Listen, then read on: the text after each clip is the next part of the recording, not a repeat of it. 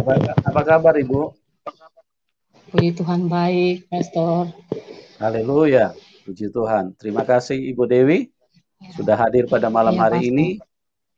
Ada sukacita Ibu? Ada sukacita itu? Sangat, Pastor. Sukacita dalam Tuhan itu luar biasa, Pastor. Haleluya. Tuhan tidak pernah memberikan kita sesuatu Amin. yang membuat kita jatuh lalu meninggalkan Tuhan. Karena dalam Tuhan Yesus sukacita besar sekali, Pastor. Ya. Waktu meninggalkan Tuhan Yesus ada sukacita?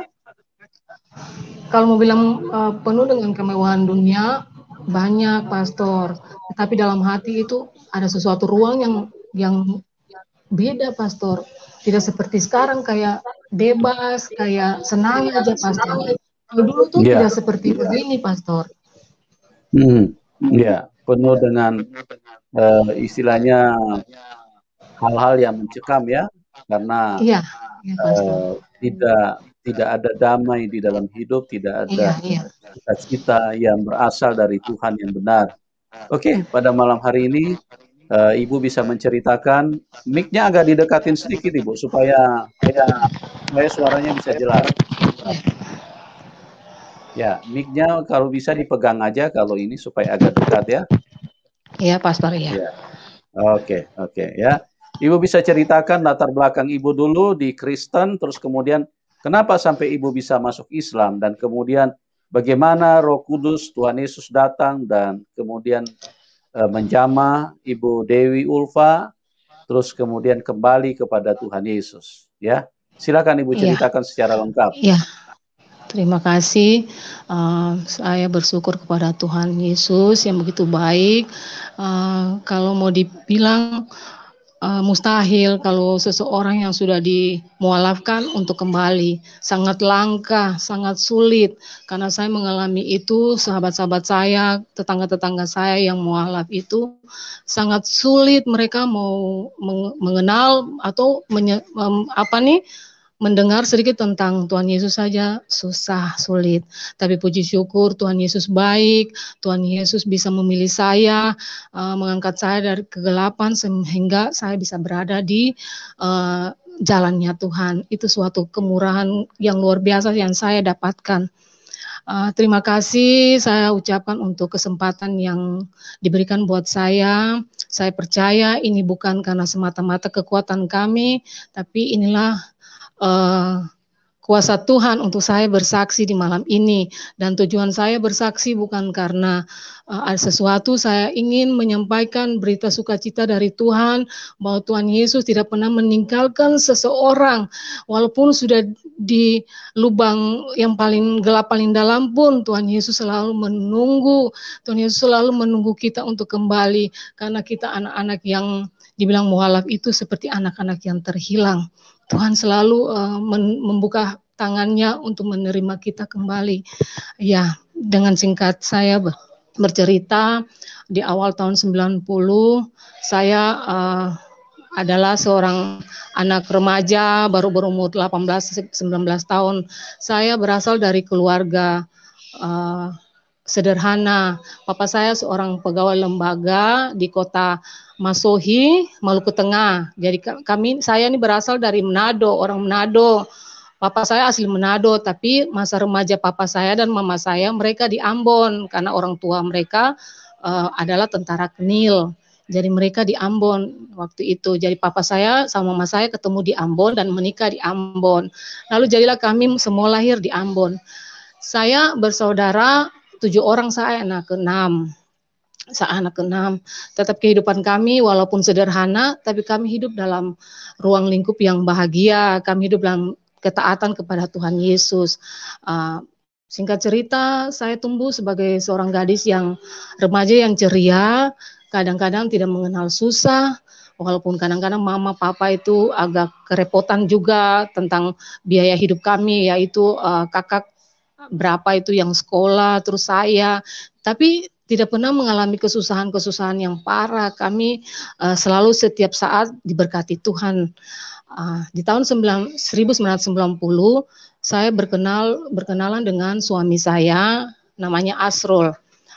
Dia seorang supir mobil dengan latar belakang keluarga yang mampu, yang kaya dan sangat fanatik karena mereka berasal dari Makassar, orang Makassar.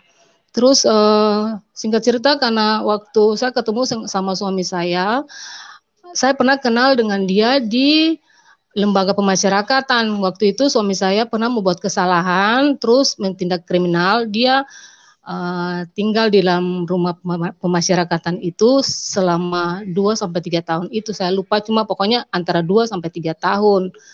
Lalu kami kenal situ, jadi di keluarga besar saya kenal dia. Orangnya pokoknya dibilang serba bebas, hidupnya serba bebas, punya latar belakang yang bebas. Tapi entah kenapa waktu saya duduk SMA kelas 2, awal-awal saya masih sekolah SMP sama SMA kelas 1, saya jadi remaja yang biasa-biasa saja. Malah saya itu malas keluar. Saya lebih senang tidur saja. Pulang sekolah tidur saja. Biasa tidur dari pulang sekolah itu jam 2 sampai biasa jam 6 saya belum bangun-bangun karena saya senang tidur. Itu berbeda setelah saya mengenal suami saya. Di tahun 90 itu, tahun 89 akhir, saya mulai mengenal suami saya. Di situ perubahan sangat drastis. Saya suka keluar, suka membohongi orang tua saya, cuma untuk bertemu dengan suami saya. Jadi di tahun 1990, akhirnya saya pergi jalan-jalan. Waktu itu ada sementara mau mengikuti ulangan PPKN, dulu bilang PMP, tapi waktu zaman saya sudah bilang PPKN. Terus saya ini pergi disuruh guru tugas untuk kerja tugas PPKN. Sampai di sana setelah selesai kerja, suami saya sudah menunggu di terminal, Lalu saya disiapkan tempat duduk di depan. Akhirnya saya jalan sama suami saya itu keliling kota tempat tinggal saya, kota Masohi namanya. Keliling sudah jam 7 saya belum pulang, sedangkan mama saya ini kalau jam segitu belum pulang, aduh mati sudah, paha-paha ini biru, dicubit sampai puas-puas.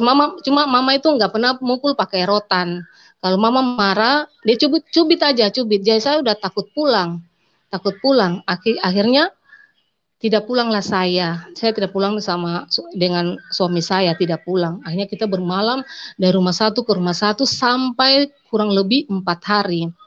4 hari itu saya dicari mama karena tidak ketemu saya dicari sama polisi. Kebetulan polisi itu keluarga dari Manado yang tugas di Masohi. Saya disuruh dicari, ketemu, saya dibawa pulang, tapi mama tidak marah, tidak pukul, gitu ya, papa tidak pukul, tidak marah, mereka diam aja karena mungkin mereka takut saya lari lagi, jadi mereka tidak marah, tidak pukul.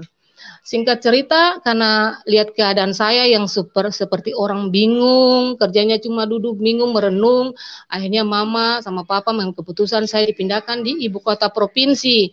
Ibu kota provinsi yaitu Ambon. Saya sekolah di Ambon. Tetapi saya baru sebulan di Ambon, suami saya sudah ikut saya ke Ambon lagi. Bawa ke Ambon. Saya dibawa dari Ambon bawa ke Masohi lagi. Sampai di Masohi itu saya dititipkan di rumah Bapak Imam di daerah saya situ, agak sedikit, kira-kira 3 kilo, 4 kilo dari tempat tinggal suami saya. Situ selama saya tinggal di situ, saya masih dalam proses untuk mau menikah. Di situ saya nggak ada punya pikiran lagi tentang siapa Tuhan, siapa itu Kristen. Saya sudah kayak orang bingung, sudah seperti orang yang kasmaran, sudah susah dibilang sekali. Lalu singkat cerita itu saya di situ tinggal, terus papa saya diundang karena mau menikah, tidak bisa papa menjadi wali karena papa masih papa Kristen, sedangkan di Muslim itu tidak boleh ada wali yang yang non Kristen, non Muslim, harus Muslim. Jadi saya menikah, saya disuruh naik sidang waktu itu.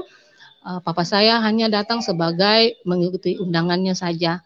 Di dalam persidangan, akhirnya papa saya mengizinkan Terus diminta waktu itu maharnya, karena dibilang begini, Papa Roring punya anak cantik, jadi nanti dibayar maharnya, itu hartanya nanti dibicarakan setelah menikah. Setelah menikah baru saya pun harta itu dibicarakan mau dibayar berapa, mau dikasih naik berapa gitu. Tetapi setelah saya menikah sampai detik ini, sampai kedua orang tua dua belah pihak meninggal, tidak ada itikat bahwa saya itu di harta saya itu dibayar. Sampai sekarang tidak. Tapi Mama waktu Mama mulai sakit-sakitan, mertua saya mulai sakit-sakitan, akhirnya Mama bilang, iya biar sudah, tidak usah ingat-ingat itu. Singkat cerita, waktu itu setelah tahun 1990, akhirnya saya menikah di muka apa itu namanya, mau ada peringatan kematian Tuhan Yesus. Waktu itu sebelum kematian Tuhan Yesus mau dirayakan itu, saya sudah masuk Islam. Jadi saya itu seperti orang yang menyalibkan Tuhan begitu. Karena pas di saat Tuhan mau disalibkan, saya duluan salibkan Tuhan. Itu. Di situ tapi saya kayak seperti orang yang belum tidak punya pikiran, tidak punya akal sampai ke situ. Lalu saya akhirnya diislamkan. Saya diislamkan itu saya dimandikan dengan air sebak. Itu baknya minta ampun besarnya, airnya penuh sampai dimandikan sampai setengah.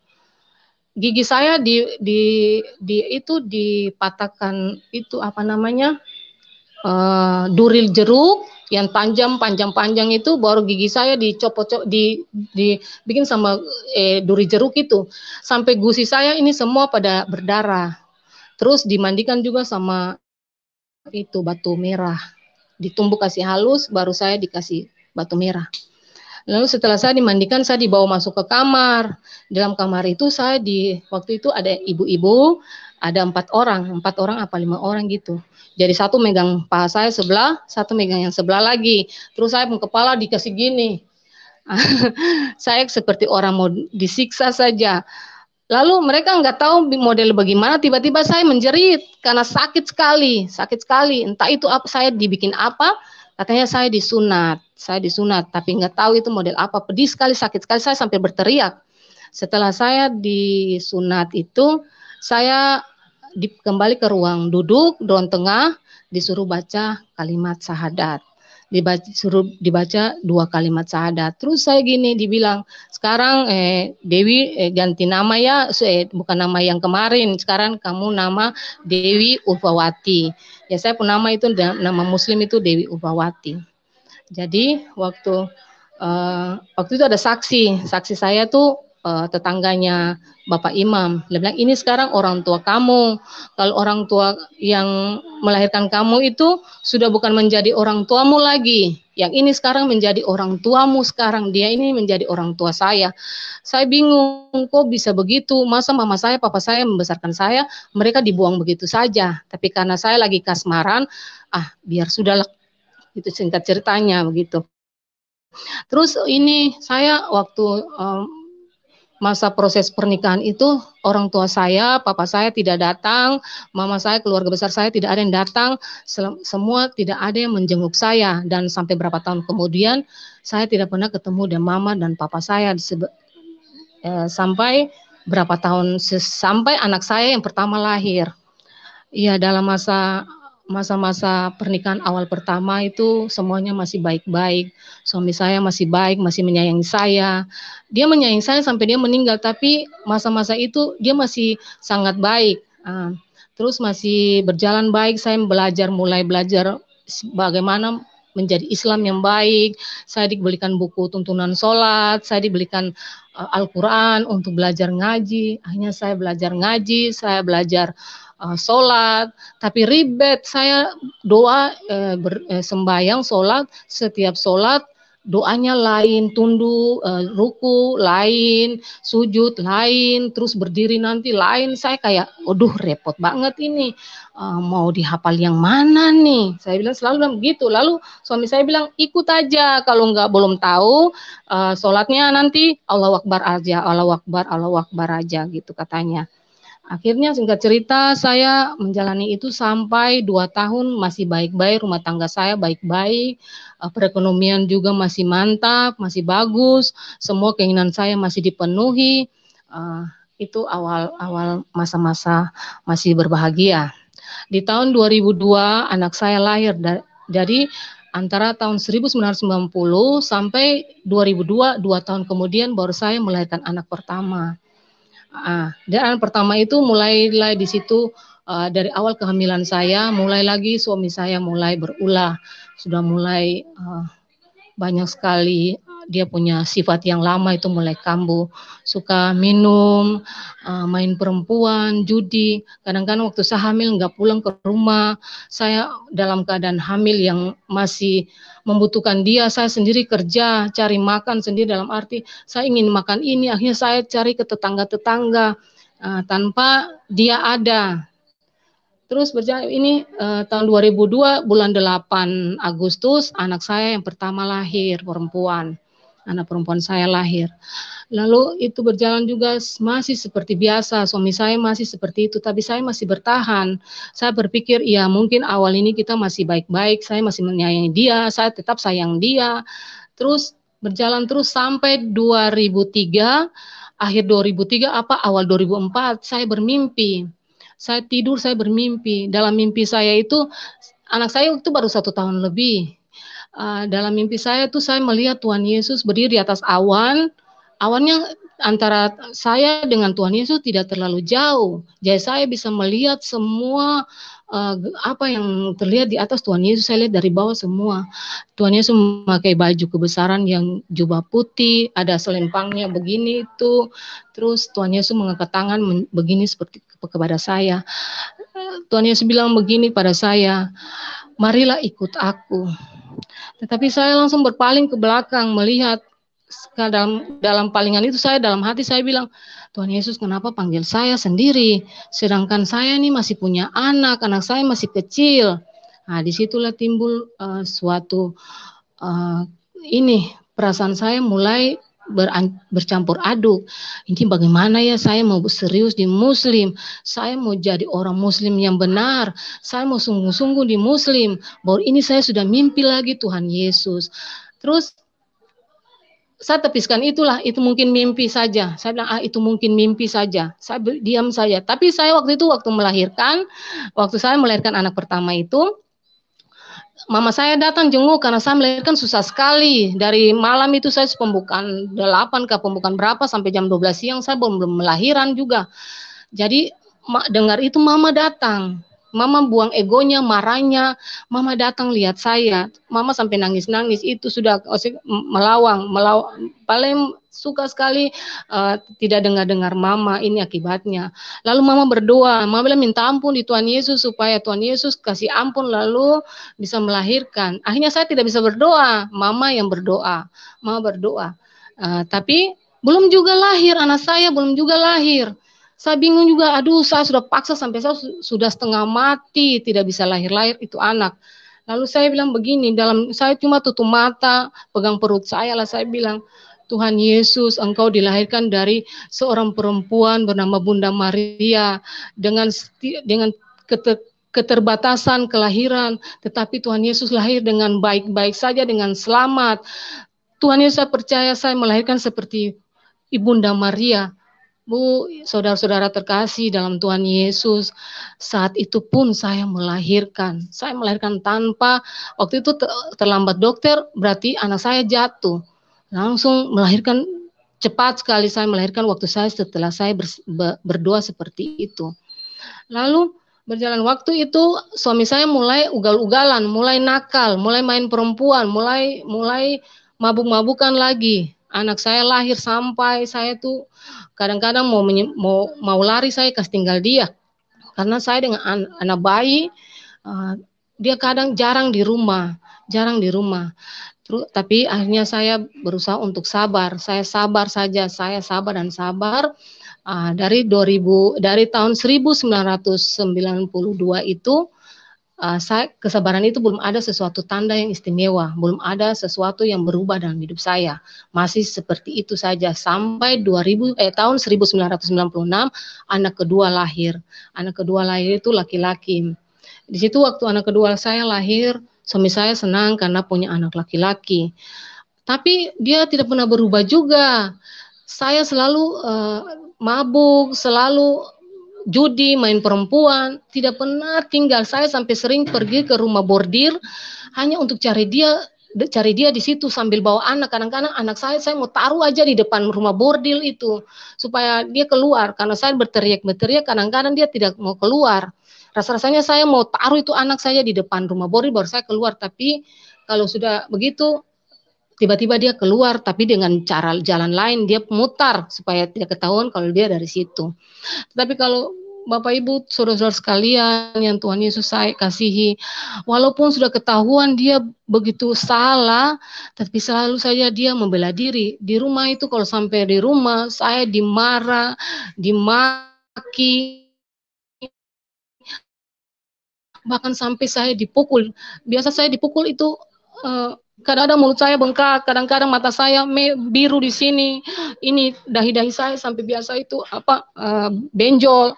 Lalu saya bilang begini dalam hati saya, sudah berkorban begini, sudah pindah ikut kamu, tinggalkan sekolah saya, karena saya tidak sampai lulus sekolah, saudara-saudara sekalian, saya hanya sampai SMA kelas 2. Terus saya sudah tinggalkan keluarga saya, kenapa di sini saya tidak dibikin baik, kenapa saya hidup susah begini.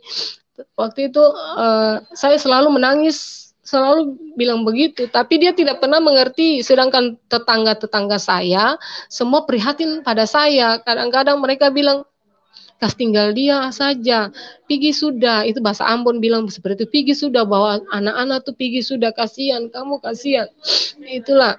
Tapi saya berpikir begini, saudara-saudara terkasih, saya berpikir begini, saya kas tinggal dia, itu kan masih pikiran-pikiran yang belum ada Tuhan. Jadi saya bilang begini, saya kas tinggal dia, kasihan bagaimana anak-anak saya, siapa yang mau lihat, siapa yang mau hidup mereka.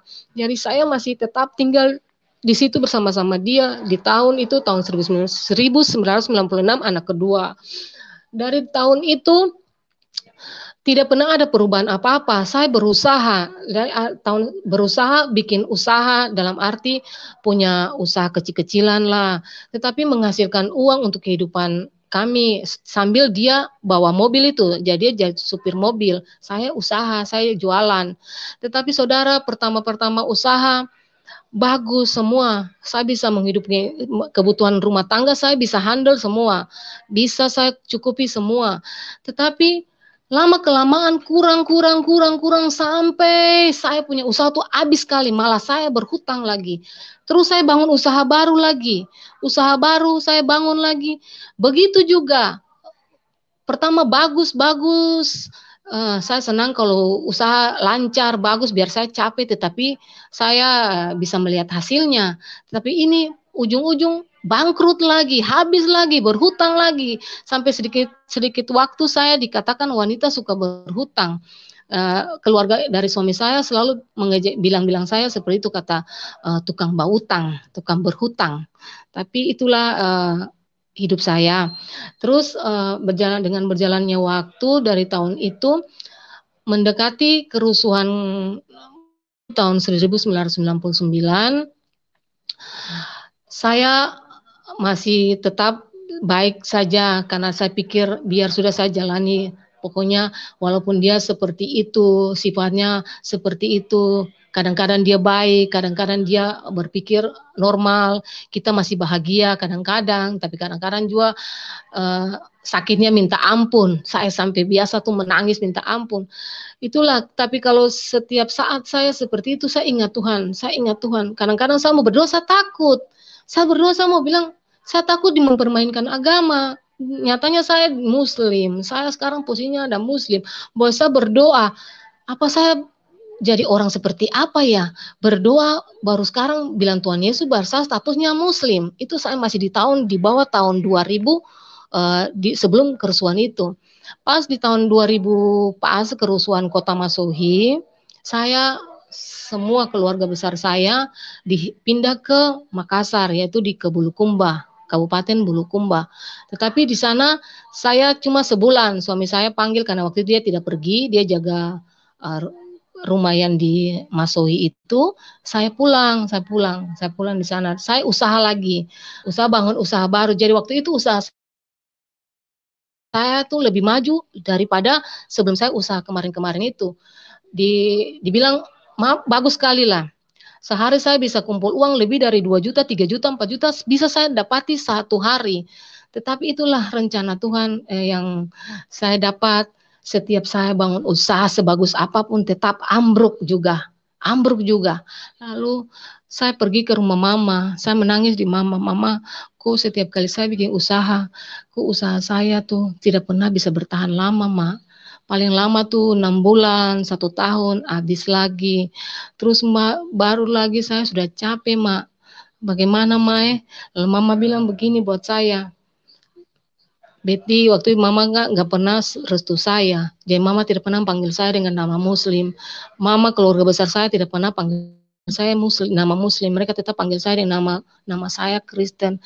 Mama bilang begini, Betty, Tuhan Yesus tidak mengizinkan kamu hidup bahagia. Marah, kenapa Mama? Mama kok kutuk saya begitu, marah saya begitu, Ma. Jangan doakan saya begitu, Ma. Bukan. Kalau kamu hidup bahagia di situ banyak uang, berarti kamu akan melupakan Tuhan Yesus. Saya di situ langsung kaget, saya down sekali. Kok Ma, begitu Ma? Iya toh, lihat saja setiap bikin usaha apapun Betty bikin tidak pernah bisa berhasil. Akhirnya saya down di situ, saya mulai berpikir, apa betul ya? Apakah selama ini saya sudah jauh dari Tuhan Yesus ya? Apa benar Tuhan Yesus itu benar-benar adakah? Apakah di Muslim ini tidak ada jaminan sesuatu yang saya bisa bahagia? Selama ini saya hidup, hati saya kalau punya uang pun tetap di dalam hati saya tidak tentram. Saya selalu ada sesuatu yang kosong yang tidak pernah saya dapat. Apalagi kalau tidak punya duit, apalagi punya hutang, apalagi dalam masalah banyak, lebih tambah kacau. Tapi puji Tuhan setelah tahun 2000 berlalu, kerusuhan berlalu setelah saya pulang dari Makassar, saudara-saudara saya ini dari Kristen, tapi mereka Kristen yang notabene, mama saya juga Kristen yang notabene dari liturgi. Jadi mau bilang mereka pemahaman tentang Tuhan Yesus juga tidak terlalu bagus. Dalam arti mereka belum ini. Akhirnya kakak perempuan saya dan adik bungsu saya, kakak saya namanya Deli, sama adik perempuan yang bungsu saya namanya Femi. Mereka berdua itu bukan suatu kebetulan, tapi Tuhan menunjukkan mereka menjadi sesuatu untuk menarik saudara-saudaranya. Saya lupa firman itu, tapi saya percaya satu orang bertobat, seisi rumah dipulihkan itu ya. Jadi saudara-saudara saya itu pindah, mereka di gereja aliran. Di tahun 2006, mereka sangat loyal dengan ibadah mereka sangat bertumbuh sekali dalam setiap mereka punya penyembahan dan doa-doa mereka. Terus waktu itu mereka kan tinggal di Ambon, di daerah provinsi. Mereka datang jalan-jalan ke rumah mama saya di Masohi. Terus sementara itu saya lagi di rumah mama saya, di rumah saya. Lalu saya ke rumah mama. Mereka sementara berdoa dan menyembah. Akhirnya saya ikut duduk juga. Tetapi waktu itu saya belum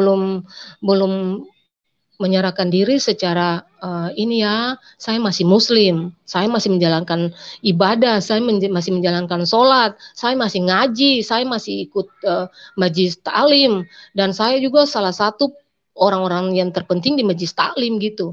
Saya masih semua itu saya lakukan. Lalu saya duduk sama-sama kakak dan adik saya, lalu di situ menyembah mereka, puji-pujian. Lalu di akhir doa itu, waktu berdoa, sementara doa, kakak saya jamah saya. Dia sementara tutup mata, dia jamah saya. Adik saya juga jamah saya. Dalam jamahan itu mereka bilang gini, cepat berbalik, waktu Tuhan tidak lama. Jangan sampai kemurahan Tuhan berlalu daripadamu, Betty. Saya rasa bulu badan saya merinding, saya ketakutan, ini apa lagi? Mengapa saya seperti ini. Terus waktu mereka amin, kita sharing, saya tanya buat kakak saya kenapa begitu. Lalu kakak bilang begini, bersyukur toh bahwa Tuhan Yesus masih sayang kamu, Tuhan Yesus masih memperingati kamu. Berarti Tuhan Yesus mau bertindak. Kamu bertindak, jangan sampai waktu Tuhan itu tidak ada bagi kamu lagi. Nah, akhirnya di situ sudah saya mulai merubah sikap saya. Saya merubah sikap saya. Akhirnya, tapi saya tetap sholat. Tapi jarang kita sholat di rumah. Saya tuh dengan teman-teman, keluarga, sholatnya di masjid karena rumah saya dengan masjid itu bersebelahan. Jadi kalau sholat maghrib, sholat isya di masjid aja, jadi bareng sama teman-teman di situ. Jadi tetap saya sholat. Lalu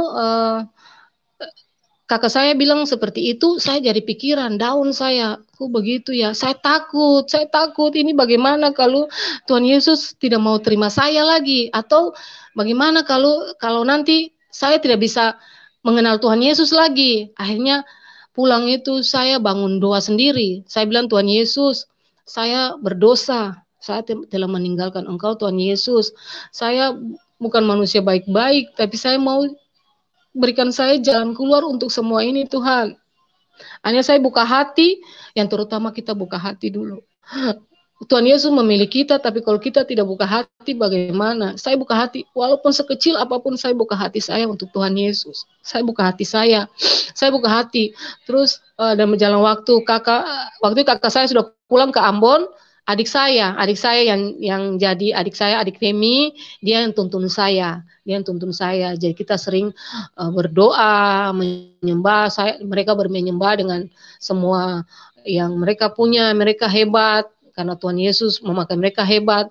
Saya cuma puji Tuhan, haleluya. Ya, saya ikut-ikut aja. Terus begini.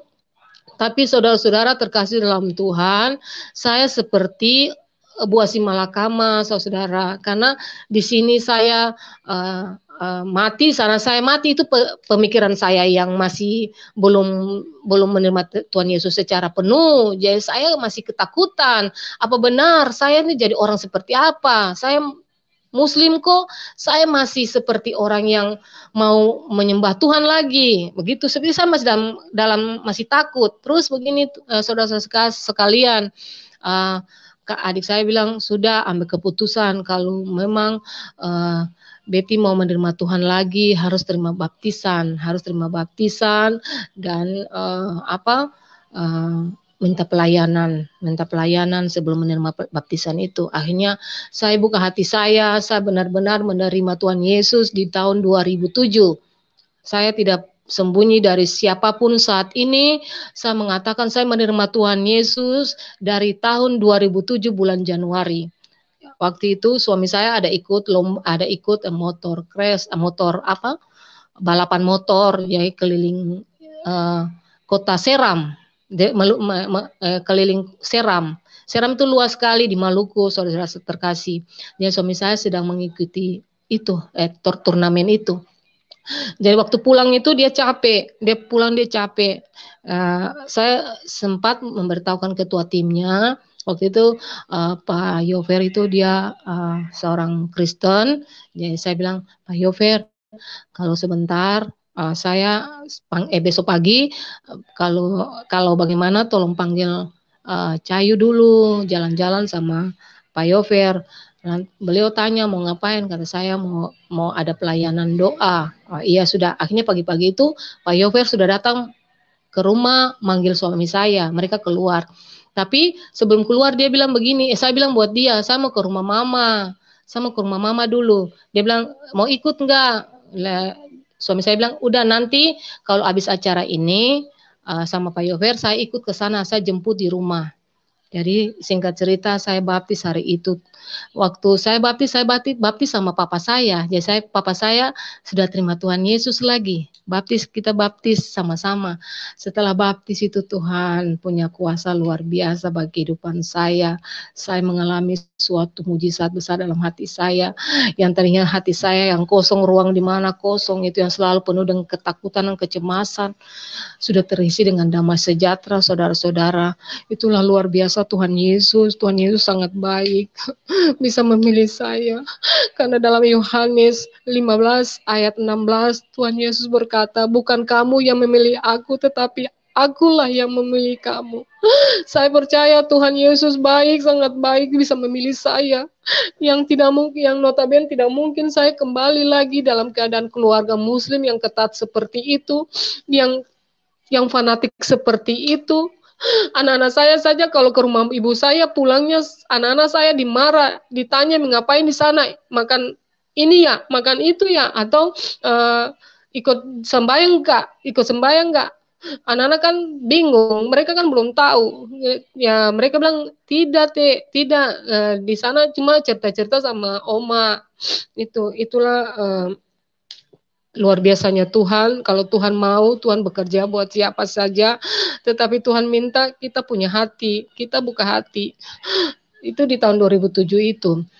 Tuhan sangat baik bagi saya. Di tahun 2007 itu, anak saya yang laki-laki sudah kelas 5 apa kelas 6 itu. Anak saya yang perempuan sudah SMP. Yang tua itu sudah SMP. Tetapi mujizat terjadi. Awal-awal tahun 2007 itu, mujizat sangat terjadi bagi kehidupan saya. Saya mengalami banyak sekali mujizat yang Tuhan beri buat saya. Kalau dipikir, manusia bilang, orang bilang, itu mustahil, itu bikin-bikin saya. Tapi ini terjadi buat saya, dan saya percaya itulah kasih mula-mula yang Tuhan tunjuk buat saya, agar saya tidak tidak bisa macam seperti ragu. Saya tidak ragu, Tuhan kasih sesuatu untuk saya semakin kuat dalam Dia. Gini saudara, waktu itu anak saya mau ulang ujian. Yang laki-laki ini dia mau ujian kenaikan kelas gitu, tapi dia sakit, panasnya dari siang itu nggak turun-turun. Saya kasih minum dia obat paracetamol. Saya Rul minum obat. Ya, mau minum obat. Setelah minum obat, panasnya reda, dia keringatan. Tetapi dalam waktu berapa saat kemudian dia panas lagi, malah panasnya lebih tinggi. Ini bagaimana besok ini anak mau ujian, terus bagaimana besok bisa ujian enggak? Terus saya kasih minum obat lagi. Yang kedua kali. Begitu juga, panasnya turun, tapi setelah itu panas lagi. Terus saya bilang begini buat anak saya tidak mendoktrin anak saya, tapi saya percaya hanya Yesuslah juru selamat. Buat apa saya selamat, baru anak-anak saya tidak selamat? Saya tetap ajarkan mereka. Saya tidak peduli sekarang mereka menilai saya seperti apa, ya itulah kenyataan bahwa saya mengajarkan mereka bahwa hanya Tuhan Yesus yang bisa menyelamatkan kita. Dan Yesus sajalah satu-satunya juru selamat itu. Saya bilang buat anak saya, Arul, percaya Tuhan Yesus enggak? Dia bilang, dia masih ragu, dia bilang, iya mama, kalau mama percaya, Arul percaya sudah. Yang gitu kata logat Papua seperti itu. Akhirnya kalau Arul percaya Tuhan Yesus, mama berdoa supaya Tuhan Yesus jamah air ini Arul sembuh. Tapi sebelum itu saya bicara dalam hati, loh Tuhan, berikan mujizat Tuhan. Lalu saya berdoa, saya kasih minum anak saya ini. Terus saya kasih minum, dia tidur. Setelah tidur, saya pegang dia punya dahi, sudah nggak panas lagi, panasnya sudah turun jauh sekali, drastis sekali dia punya panas turun. Besok paginya dia bangun, saya tanya, Rul bisa bisa ikut ujian nih? Ya, iya mak, sudah sembuh. Iya, syukur toh, siapa yang obat? Ya, mama, bukan mama, ini karena Tuhan Yesus sayang Arul mau ikut ujian, jadi Tuhan Yesus yang sembuhkan Arul hanya melalui air. Puji Tuhan, haleluya. Jadi Arul disembuhkan karena air, karena Tuhan Yesus baik. Terus berikutnya dia sakit lagi, dia sakit gigi. Saudara-saudara, dia sakit gigi, sudah menangis, merontak. Dia datang buat mama karena pernah saya bikin satu mujizat buat dia. Dia datang lagi, mak, obati saya dulu, saya sakit gigi ini. Nah, mama bukan dukun, mama nggak bisa obat. Iya berdoa toh mak. Tapi saya hari itu tidak berdoa, saudara-saudara. Saudara-saudara, saya hanya bikin begini, di dalam nama Yesus, darah Yesus berkuasa. Dalam nama Yesus, darah Yesus berkuasa. Saya hanya tanda salib di dia punya gigi yang sakit dengan mengucapkan dalam nama Yesus, darah Yesus berkuasa. Terus saya tanya, dalam jangka 5 menit saya tanya dia, sakit lagi enggak? dia bilang gini, Mak, sudah tidak sakit. Nah itu tuh hebat, Tuhan Yesus luar biasa. Itulah kesaksian tentang hebatnya Tuhan bagi anak-anak saya yang menunjukkan besar kuasa Tuhan. Lalu banyak mujizat yang terjadi kepada saya. Waktu itu mertua saya sakit. Mertua sakit, saya sudah sakit parah. Dia sering masuk rumah sakit, keluar rumah sakit, dan saya ini yang menjaga dia. Kalau dibilang saya dalam keluarga besarnya, keluarga besar suami saya itu orang hebat, orang terpandang. Mereka tuh orang-orang yang sangat loyal di kota itu. Jadi waktu itu, kalau dibilang saya ini seperti anak mantu di dalam rumah, kalau saya dibikin angka ya, kalau angka 10 saya mungkin dapat angka 5. Sedangkan anak menantu yang sama-sama asal mereka dikasih angka 8. Tetapi saya menjaga dia di rumah sakit sampai anak saya mau ke sekolah dari rumah sakit. Tapi saya puji syukur saya tidak pernah memikirkan itu. Saya percaya itulah kuasa Tuhan buat saya bisa berbagi melayani mertua saya. Pas waktu itu suami saya sudah almarhum mertua saya sudah dalam arti sudah nggak bisa lagi nih, sudah nggak bisa masuk rumah sakit, sudah parah gitu. Lalu saya berdoa, malamnya saya berdoa, saya bilang Tuhan Yesus sembuhkanlah mertua saya. Setidaknya berilah dia kesempatan untuk mengenal Engkau, berilah keselamatan bagi dia Tuhan Yesus. Lalu saya buka Alkitab, saya baca Alkitab. Dalam Alkitab itu saya lupa firmannya di mana, tapi saya mengingat firman itu sampai detik ini. Dan saya selalu mengulang-ulang buat anak-anak saya. Dalam firman itu berkata seperti ini, aku telah mendegilkan mata dan hati mereka. Waduh, saya baca firman itu saya jadi takut, jadi kasihan ini bapak mertua saya bagaimana. Tidak punya kesempatan mungkin. Lalu saya tidur, langsung saya tidur. Habis baca firman itu saya tidur. Dalam tidur saya mimpi, di rumah itu rame sekali. Rame, banyak orang. Terus ada yang bilang, ya Bapak sudah meninggal, Bapak sudah meninggal. Bapak sudah meninggal, ada yang nangis-nangis sampai saya juga kayak mau nangis-nangis dalam tidur. Kaget bangun gini, ada yang manggil. Saya kaget bangun itu kayak ada yang manggil saya. Kata Kak Dewi bangun dulu, bangun. Saya keluar gini, kenapa? Mari lihat Bapak di sebelah dulu sudah koma. Bapak sudah tidak bisa bikin apa-apa lagi. Lalu saya waktu sementara bangun itu saya bilang begini, Bapak ini umur panjang karena mimpi orang meninggal berarti dia hidup. Dia umur panjang, gitu pikiran saya seperti itu. Lalu saya pergi ke sebelah, ke rumah mertua, saya lihat begini, aduh sudah parah, Bapak sudah tidak bisa, sudah mulutnya sudah terbuka, napasnya sudah hanya dari tenggorokan. Tapi Bapak bertahan sampai besok paginya, baru Bapak meninggal. Lalu saya bilang, waduh mimpi saya jadi kenyataan. Kenapa mimpi saya jadi kenyataan? Bukannya mimpi orang meninggal itu orangnya umur panjang. Nyatanya tidak, bapak mertua saya meninggal. Itu mujizat mimpi yang saya dapat. Terus kedua kalinya semujizat mimpi lagi, saya kan ada pengurusan kredit di bank, salah satu bank. Notabene saya ke sana, surat-surat sudah lengkap, saya suka masuk proposal, saya punya jaminan sudah, tetapi sampai 2 minggu berturut-turut itu saya belum dipanggil-panggil. Saya belum dipanggil-panggil untuk menghadap apa saya punya ditolak atau diterima, tidak juga. Terus malam itu saya mimpi, saya tidur, saya mimpi. Saya mimpi, dalam mimpi saya itu saya pergi ke kepala kredit, di sana kepala kredit panggil saya, lalu dikasih pulang lah map saya dikasih pulang. Waktu map saya dikasih pulang itu, saya dari kepala kredit itu saya jalan nangis sampai di luar. Itu semua orang nasabah-nasabah yang ada dalam ruang itu melihat saya dengan penuh tanda tanya. Saudara terkasih dalam Tuhan Yesus, bukan karena apa saya berbicara ini, tapi inilah mujizat yang Tuhan beri buat saya. Itu terjadi seperti mimpi yang saya alami. Jadi kejadian yang mimpi itu tidak ada kurang, semuanya benar seperti itu. Aduh, saya menangis, saya ambil map saya keluar dengan menangis-menangis sampai di luar, sampai saya terisak-isak sekali. Kayak saya kecewa, bagaimana kok saya sudah setengah mati, urus surat-suratnya, saya sudah bolak-balik mengeluarkan biaya, kok saya punya punya permintaan ditolak. Itulah mimpi saya yang selalu jadi kenyataan. Dan mimpi yang berikut juga, saya mimpi tetangga saya sakit, waktu dia sakit banyak, saya mimpi dia meninggal. Dia meninggal lagi. Saya bilang, aduh Mama Ade ini meninggal lagi kapan nih? Saya mimpi Mama Ade, saya panggil dia Mama Ade. Mama Ade meninggal ini. Nyatanya tidak, sampai sebulan itu dia tidak meninggal, malah dia kondisinya bagus, normal. Aduh, syukur banyak, berarti Tuhan Yesus mimpi itu tidak benar, berarti dia sehat-sehat saja, nanti dia sembuh nanti ini.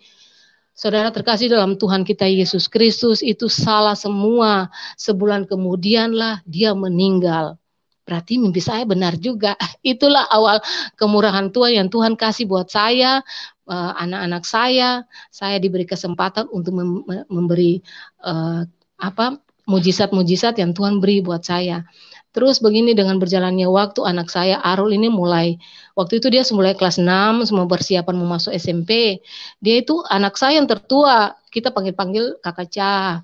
Nah, anak saya Arul ini yang paling sering bertanya. Kalau kakak ini enggak, dia suka dengar aja. Kalau saya jelaskan, dia dengar saja. Tapi kalau adenya nih paling suka nanya. Dia nanya gini, Mak, Mama percaya Tuhan Yesus, memangnya hebatnya di mana, Mak?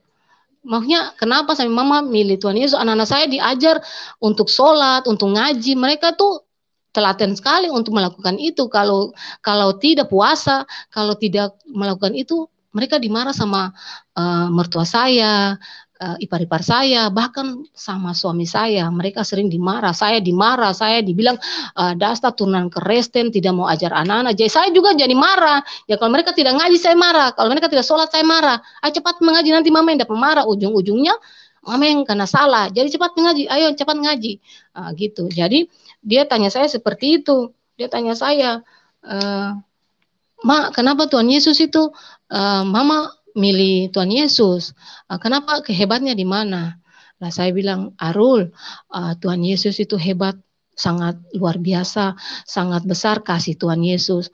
Tuhan Yesus itu beda dari semua yang kita percaya, yang semua yang ada, yang dibilang 24 apa. Tuhan Yesus kan masuk dalam 25 ini. Sedangkan Tuhan Yesus itu punya kelebihan lebih daripada mereka. Nah, dia tanya kelebihan Tuhan Yesus apa, Mama? Saya bilang begini, Tuhan Yesus itu bisa membangkitkan orang mati, bisa menyembuhkan orang buta, bisa buta sampai itu buta dari lahir, Tuhan Yesus bisa sembuhkan. Orang lumpuh Tuhan Yesus bisa sembuhkan. Yang hebatnya, yang Tuhan yang kita hargai, Tuhan Yesus itu Tuhan yang sangat luar biasa. Tuhan Yesus tidak menikah, tidak mengumbar hawa nafsu. Tuhan Yesus maha kasih, mengajarkan kita kasih. Kalau pipi kanan ditampar, kasihlah pipi kirimu. Tuhan Yesus bilang, kasihilah musuhmu. Terus Tuhan Yesus bilang apa lagi? Tangan Tuhan Yesus ini tidak pernah berlumuran darah. Tuhan Yesus tidak pernah menumpahkan darah orang, karena Tuhan Yesus pun tangan ini suci. Itu kelebihan dari Tuhan Yesus, ya Arul. Beda dengan yang mereka yang 24 itu tidak sama satupun mereka tidak punya kelebihan seperti itu. Lalu Arul percaya kalau Tuhan Yesus itu punya kelebihan seperti itu, lalu dia siapa? Berarti dia itu Tuhan kan? Berarti kita menyembah Tuhan yang punya kelebihan, kita menyembah Tuhan yang hebat, yang bisa memberikan kita. Sekarang Arul sakit, sudah bukti. Arul disembuhkan hanya dengan 2 sebentar aja, Arul sudah sembuh. Gigi Arul sakit, cuma dibilang dalam nama Yesus, dari Yesus berkuasa, sembuh Arul. Seperti cacing kena kapur aja, gigimu sudah sembuh. Langsung dia bilang, iya Mai, iya betul, iya toh. Lihat situ, pahami sendiri. Terus dia bertanya lagi dia, Mak, lalu Tuhan Yesus itu katanya tidak punya papa. Kita bilang, iya, kalau seperti Arul berpikir ya, Arul sekarang sudah SMP, berarti sudah mulai menginjak remaja, berarti Arul sudah mulai suka sama lawan jenis, artinya suka mulai sama perempuan. Lalu gini, Mama dalam rumah ada papa toh? ada papa. Berarti dari hubungan mama dan papa lahir kalian. Itu hubungan antara manusia. Tapi Tuhan Yesus tidak. Tuhan Yesus tidak seperti itu. Dia dikandung dengan Roh Kudus, Roh Tuhan. Jadi di dalam tubuh, dalam perut Ibunda Maria, itulah Roh Tuhan yang ada dalam tubuh manusia, dalam tubuh Bunda Maria. Dengan cara apa Allah itu, Tuhan itu membuat Tuhan Yesus ada dalam perut Bunda Maria, itulah kuasa Tuhan. Jadi beliau lahir, Tuhan Yesus lahir sebagai manusia, tubuhnya tubuh manusia, tetapi rohnya roh Allah. Jadi ya itu toh, kalau dia roh Allah berarti dia Allah sendiri, dia Tuhan sendiri. Nah, seperti itu saya terangkan buat dia seperti itu. Tapi Tuhan Yesus baik. Waktu saudara-saudara terkasih dalam Tuhan Yesus, sebelum saya jelaskan semua kepada anak saya dari Kristen yang belajar tentang Tuhan Yesus tapi masih di kulit. Saya belum mengerti tentang itu. Kadang dia bertanya, saya berpikir, saya mau jawab apa? Tuhan tolong saya Tuhan. Saya mau jawab apa buat dia? Jangan sampai salah saya bicara menjadi masalah buat dia. Tetapi setiap kali dia bertanya, tiba-tiba saya bisa menjawab. Saya percaya itulah tuntunan Roh Kudus dari mulut saya untuk berbicara. Ya, itu singkat dari anak-anak saya di tahun 2008 ya 2008 ya, awal itu yang bagus-bagusnya, nikmat-nikmatnya di tahun-tahun seperti itu. Sekarang masuk di masa kesusahan, ya ini yang dibilang masa Tuhan Yesus sudah mulai membuat saya bangkit untuk bisa menjadi seseorang yang kuat dalam cobaan-cobaan yang Tuhan beri. Tuhan tidak pernah meninggalkan kita dengan semua permasalahan di dunia ini. Tapi Tuhan mau kita menjadi kuat supaya kita tidak seperti anak-anak gampangan. Semua gampang, ini gampang, itu gampang. Karena jadi anak-anak yang gampang-gampang saja. Jadi Tuhan mencobai saya dengan semua masalah yang baru. Di tahun 2008 akhir, ekonomi mulai surut kembali. Kredit saya yang tadi diajukan di bank lain dikabulkan, saya diterima di bank lain. Akhirnya saya mulai mulai pembayarannya mulai mandek, mulai tidak pembayarannya di bank itu mulai kurang karena penghasilan mulai berkurang. Di situ Tuhan mulai uji. Suami saya mulai lagi dengan kisah lamanya, mabuk hari-hari, tiap hari mabuk tanpa satu hari pun kadang tidak. Hari ini mabuk, tidur sampai jam berapa, malam mabuk lagi. Jadi malamnya itu pakai untuk mabuk. Pulang bikin masalah, saya dicari. Kadang-kadang saya bawa anak-anak tidur di orang, kalau di rumahnya orang, kalau dia pulangnya udah mabuk sekali karena anak-anak sudah trauma sama dia. Trauma karena kalau dia pulang dalam keadaan mabuk, kita semua jadi sasaran. Dia tidak marah anak-anak, dia tidak pukul, tapi dia meluk, dia bikin sampai anak-anak jengkel. Ujung-ujung kalau anak-anak udah jengkel, udah nggak suka, saya yang jadi sasaran. Saya kembali di saya dimarah, dimaki-maki, lalu terjadilah KDRT di situ. Tetapi Tuhan Yesus baik, saya masih bertahan, saya masih setia kepada dia, karena saya berpikir saya jadi seorang istri walaupun bukan istri dari yang diberkati Tuhan, tapi saya percaya saya mau menjadi istri yang setia agar nama saya tetap baik, orang tua saya yang Kristen tidak buruk namanya karena saya tetap setia untuk dia. Lalu berjalan waktu itu rumah tangga saya dalam masa paceklik sekali, masa susah-susahnya. Mulai dari ekonomi, suami saya mulai tidak bisa diurus. Di tahun 2009 saya bertengkar dengan dia, bertengkar hebat sekali. Waktu itu saudara, dia pergi minum, mabuk lagi. Pulangnya nggak tahu itu ceritanya seperti apa, saya sedikit lupa. Dia ini lagu gereja, ada tetangga putar lagu rohani mungkin, lalu dia marah-marah putar lagu rohani kah gimana gitu, lalu dia mulai lagi cercah Tuhan Yesus, sumpah serapah keluar dari mulutnya, maki-maki Tuhan Yesus, membuat darah saya mendidih, buat saya marah. Tetapi saya tidak bisa marah, kalau saya marah berarti saya mati di situ, apalagi dalam keadaan mabuk ini. Cuma karena saya terlalu jengkel, saya bilang begini, hargai saja dia sebagai nabimu, karena di Al-Quran dia itu nabimu. Kalau kamu tidak menghargai dia sebagai nabi, lalu lebih baik hapus dia, sudah, tidak usah. Isa itu nabi lagi, kau tidak memaki-maki dia dari tadi, caci maki dia dari tadi. Akhirnya saya jadi sasaran, saudara-saudara terkasih dalam Tuhan. Saya dipukul, saya diseret, pokoknya kekejaman KDRT terjadi saat itu. Karena saya takut jangan sampai terlalu parah, saya lari dari rumah. Saya lari dari rumah itu, terus tetangga megang saya, kata, kenapa Tante Dewi, kenapa? Saya bilang, jangan pegang, nanti suami saya ketemu saya di sini, saya bahaya. Lalu saya dapat lepas, saya lari. Lari itu saya sembunyi di rumput-rumput, di semak belukar. Orang bahasa Indonesia bilang semak belukar ya. Kebetulan di pinggir rumah itu ada semak-semak yang belum sempat dibersihkan. Saya masuk di situ, nggak tahu itu ada ular, ada pecahan kaca atau beling apa, saya nggak peduli itu lagi. Hanya saya masuk sembunyi di dalam itu. Jadi dia tidak temukan saya. Terus saya dengar sudah ada ribut dalam rumah lagi. Dia sudah tidur. Setelah dia tidur, saya suruh anak saya yang tertua buka pintu samping. Saya masuk dari situ. Setelah saya masuk di situ, saya membenahi pakaian-pakaian saya. Saya berpikir saya harus tinggalkan dia.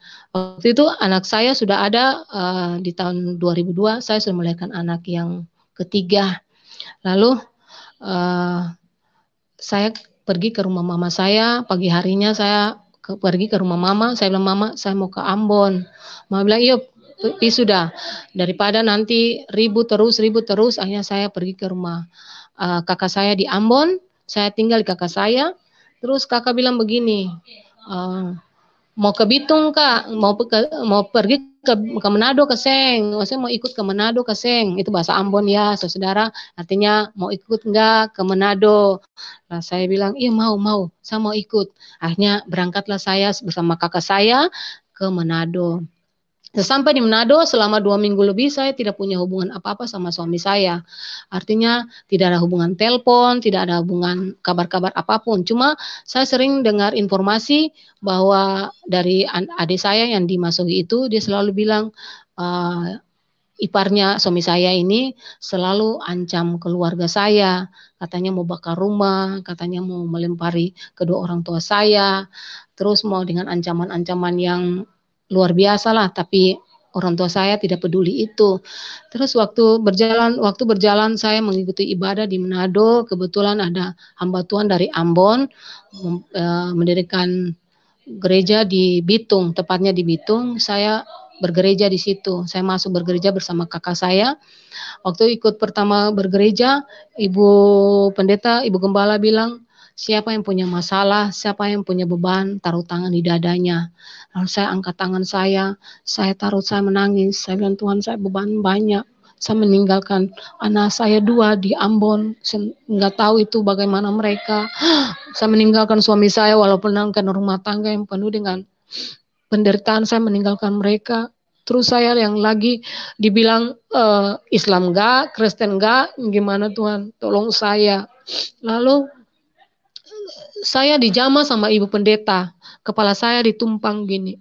Setelah habis dijamah, Ibu Pendeta maju ke mimbar, beliau bilang begini, Betty, nama Kristen Ibu Pendeta sebut, Betty, Tuhan tadi berbicara kepada saya melihat ada 2 pintu untuk kamu. Pintu yang besar penuh dengan kemewahan dunia ini, dan pintu yang kecil sangat sempit sekali. Itu ada kemuliaan Tuhan di situ. Tuhan bilang terserah kamu mau pilih yang mana, tetapi Tuhan mau kamu bertindak untuk untuk iman kamu. Jadi dalam arti berarti Tuhan mau saya bertindak, berarti Tuhan mau saya melakukan lebih, bukan saya harus sembunyi-sembunyi kan, saudara-saudara. Itulah saudara-saudara terkasih dalam Tuhan.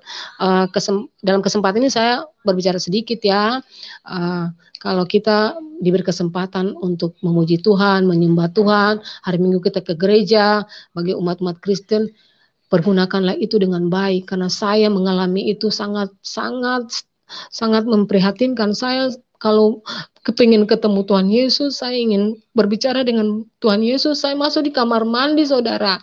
Saya bertelut lutut situ, saya memuji, menyembah Dia di situ dalam kamar mandi. Terus kalau saya ke gereja, tapi saya tidak pernah ke gereja di Masohi karena daerah situ semua kenal saya. Nanti kalau saya ke Ambon, baru saya ke gereja di Ambon. Itu saya kayak orang gimana, nggak tenang, saya lihat sana, saya lihat sini, kalau saya mau jalan, nggak enak. Jadi saya bilang untuk saudara-saudara Kristen, kalau punya dikasih Tuhan memilih kalian, kalian ada di dalam kasih Tuhan, pergunakan itu dengan baik, waktu-waktu kalian dipergunakan dengan baik. Banyak orang yang tidak punya kesempatan seperti itu.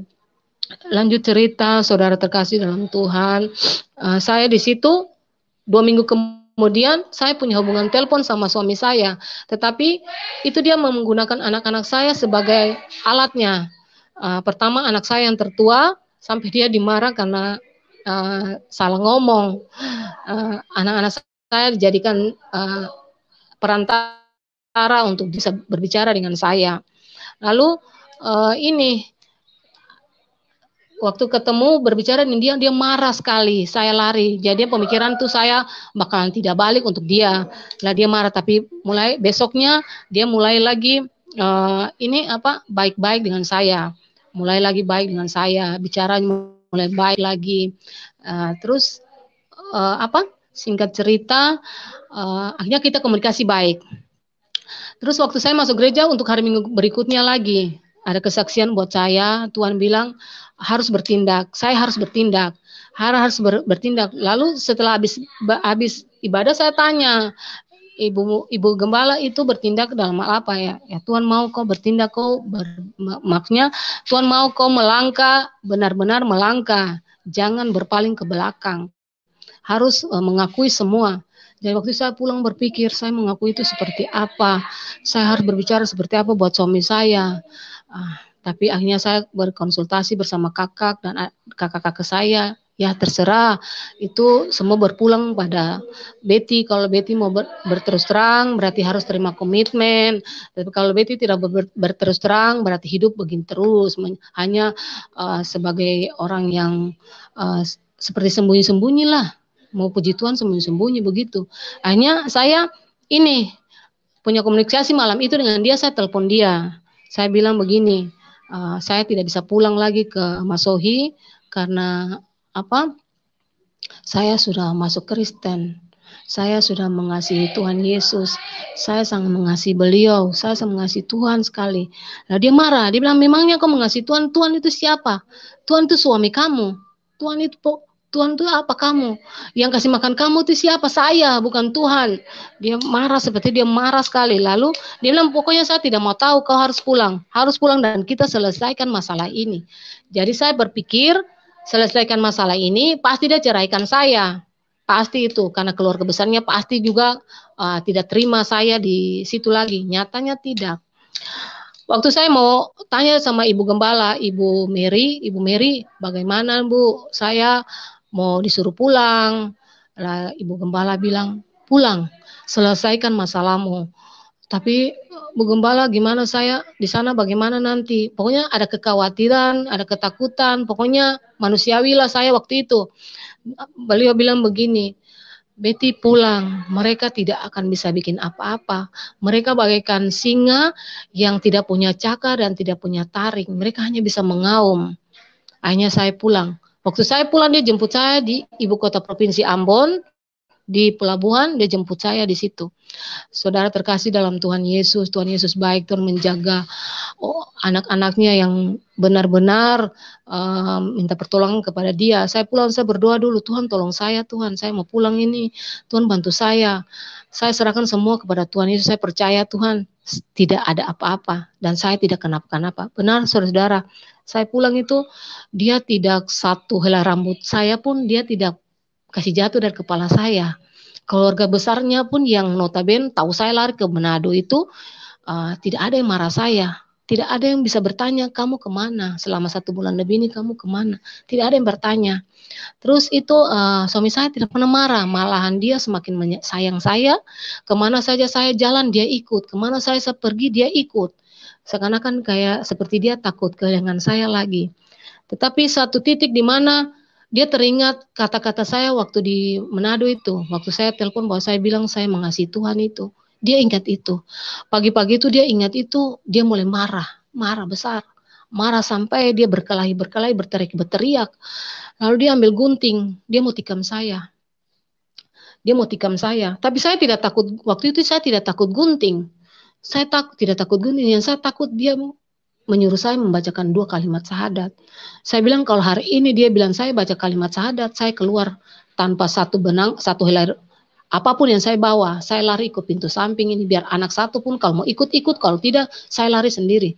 Tetapi puji Tuhan dia tidak jadi tikam saya dan dia tidak jadi menyuruh saya untuk membacakan 2 kalimat syahadat. Dia bilang begini buat saya, cepat sudah kalau gitu kamu bilang itu alhamdulillah. Akhirnya saya bilang alhamdulillahirabbil alamin arrahmanirrahim maliki yaumiddin iyyaka na'budu iyyaka nasta'in ihdinas siratal mustaqim siratal ladzina an'amta 'alaihim ghairil maghdubi alaihim waladdallin amin. Lalu dia bilang, nah itu toh sekarang sudah Muslim, kamu bukan Kristen. Saya tidak mau dengan urusan hati kamu, saya tidak tahu apa isi hati kamu, tetapi kamu tetap Kristen dan saya tidak akan menceraikan kamu. Jadi mulai sekarang lakukan seperti apa yang dulu kamu kerjakan.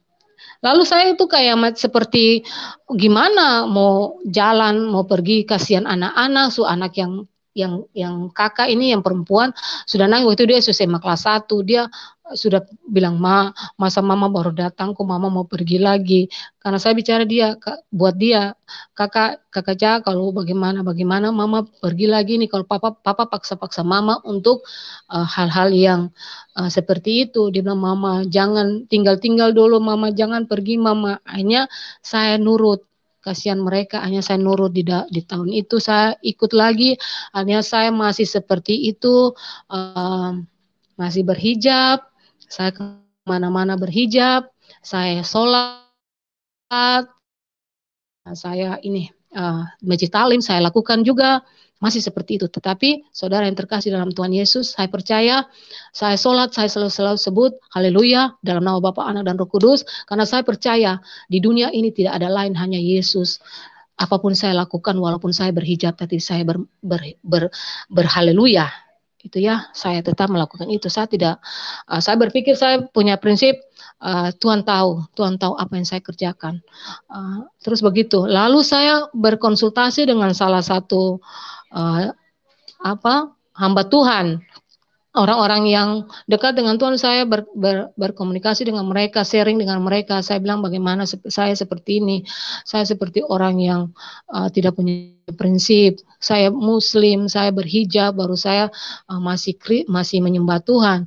Lalu mereka bilang belum waktunya. Kalau sudah waktunya, pasti semua terjawab. Pintar-pintar seperti licik seperti ular, jinak seperti merpati. Jadi Betty harus pintar-pintarlah menyikapi itu semua sambil berdoa minta Tuhan. Saudara-saudara terkasih dalam Tuhan, saya lupa waktu saya mau pulang ke Ambon, saya berkomitmen dengan Ibu Gembala. Ibu Gembala tanya saya waktu di Manado itu, Ibu Gembala tanya kalau mau pulang komitmen dengan Tuhan dulu. Ini mau pulang ini tidak komitmen ya. Saya tanya komitmen buat apa? Ya kalau pulang komitmen bilang pada Tuhan saya akan kembali, saya kembali. Jadi kasih waktu buat Tuhan sampai kapan mau kembali. Akhirnya saya ambil komitmen dengan Tuhan. Saya bilang Tuhan kasih saya waktu 3 tahun sampai saya anak yang tua lulus SMA dulu Tuhan Yesus. Akhirnya didoakan. Tetapi nyatanya tidak, saya tidak menepati janji saya 3 tahun itu karena saya keburu punya anak di tahun 2002. Berjalannya waktu seperti itu terus. Lalu saya sering sharing dengan para orang-orang yang dekat dengan Tuhan, hamba Tuhan. Mereka bilang lakukan saja seperti apa yang Betty lakukan, nanti Tuhan yang bekerja, Tuhan yang berkarya untuk Betty. Itu ya. Terus saya ini di tahun 2015 akhir itu berjalan waktu, tapi suami saya tuh tidak pernah meninggalkan kebiasaan lamanya. Dari hari ke hari seperti itu. Memang kadang-kadang dia ada waktu untuk dia istirahat, tapi istirahat itu tidak selamanya. Ada kalanya sehari 2 hari jadi lagi, seminggu jadi lagi. Dan saya jadi sasaran terus KDRT terus saya.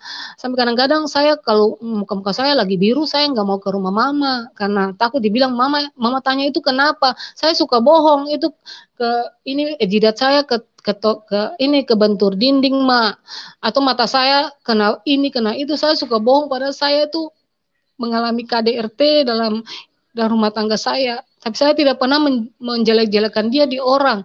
Saya tidak pernah menjelek-jelekan dia di keluarga saya karena saya tahu itulah pilihan saya. Saya malu sebenarnya. Ya saya menerima saja. Saya tahan sendiri di hati saya. Lalu waktu tahun 2015 dia mulai mengalami satu musibah. Waktu itu suami saya mulai sakit. Di tahun 2015 bulan November itu suami saya mulai sakit. Sakitnya diprediksi dokter waktu itu sakit perdarahan otak atau penyempitan saraf karena dia sudah lumpuh sebelah kiri. Dokter menyarankan untuk saya rujuk ke Makassar. Jadi perjalanan saya itu panjang, saudara-saudara. Saya perjalanan hidup pengobatan dia panjang dari kota kabupaten, saya bawa ke kota provinsi, dari kota provinsi 2 rumah sakit yang saya bawa. Itu hanya dengan kekuatan kemurahan Tuhan, saya bisa melayani suami saya. Saya tidak punya pekerjaan, suami saya terbengkalai, dia punya usaha, hanya saya mengandalkan kedua anak saya. Anak saya yang laki-laki sudah kerja di kapal waktu itu, dan anak saya yang perempuan kerja di Ternate. Jadi dari mereka berdua itulah saya mendapat asupan biaya. Sedangkan keluarga besar mereka mau dibilang mereka kaya, sangat banyak duit, tapi mereka hanya memberi sebatas kulit. Kalau mereka hanya memberi sebatas kulit, mereka sudah pikir banyak, sedangkan kebutuhan dia banyak. Akhirnya anak-anak saya saja yang selalu membiayai papanya waktu masuk rumah sakit itu. Hanya suami saya tidak ada perubahan. Yang sangat-sangat saya sesali saudara-saudara terkasih dalam Tuhan, waktu di rumah sakit Ambon, kebetulan ponakan saya jenguk suami saya di di rumah sakit. Ponakan saya ini seorang hamba Tuhan. Lalu suami saya bilang begini, Kakak Ien, obati Om Cayu kah? Obati Om Cayu dulu. Lalu ponakan saya bilang begini, Om Cayu, Kakak Ien tidak bisa obati. Yang bisa cuma Kakak Ien bisa lakukan hanya mendoakan. Tetapi saya tidak bisa bertindak karena saat itu ada saudaranya yang menemani saya menjaga di rumah sakit. Ya saya takut nanti dibilang saya berbuat macam-macam kepada saudara mereka. Akhirnya begitu berjalan waktu, dia minta diobati sama keluarga dari saya. Dia minta didoakan, tapi itu sudah semua tertutup, tidak ada pikiran untuk bisa melayani dia. Akhirnya dia dibawa pulang ke Namlea, ke rumah saudaranya. 10 hari di Namlea, di Kabupaten Buru, dia dipulangkan di Masohi. 2 hari di Masohi dia dibawa rujuk lagi ke rumah sakit daerah karena dia sudah kritis, koma. Sudah koma, lalu waktu itu dokter panggil saya, Bu, sini Bu, ini bapaknya mau dirujuk ke ICU. Lalu saya bilang, mau di ICU, nanti saya tanya keluarga dulu. Saya tanya keluarga dulu mau di ICU atau dibawa pulang ini. Karena saya waktu itu seperti tidak punya hak untuk mengambil keputusan kepada suami saya. Lalu saya tanya keluarga bilang tidak usah kasih masuk ICU lagi, dibawa pulang saja. Akhirnya jam 3 sore itu suami saya dibawa pulang ke rumah tanpa pengobatan, tanpa makanan, tanpa minuman. Suami saya ditaruh di ruang.